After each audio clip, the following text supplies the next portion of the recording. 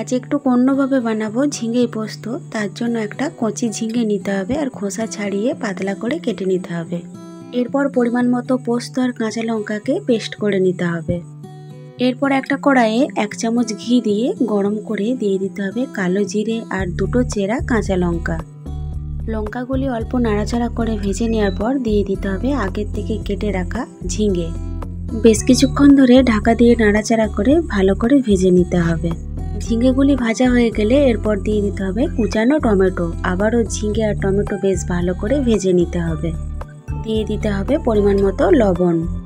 ঝিঙে আর টমেটো যখন ভালোভাবে ভাজা হয়ে যাবে তখন দিয়ে দিতে হবে আগের থেকে পেস্ট করে রাখা পোস্ত আর কাঁচা লঙ্কা। অল্প মিক্সির বাটি ধোয়া জল দিয়ে বেশ ভালো করে ফুটিয়ে নিতে হবে। ঝিঙে আর টমেটো সেদ্ধ হয়ে গেলে যখন পোস্তটি ঘন হয়ে আসবে তখন আঁচ বন্ধ করে দিতে হবে আর দিয়ে দিতে হবে 1 চামচের মতো ঘি। সব কিছু বেশ ভালো করে মিশিয়ে নিলেই ঘি দিয়ে ঝিঙে পোস্ত তৈরি। এবার গরম গরম ভাত দিয়ে পরিবেশন করুন।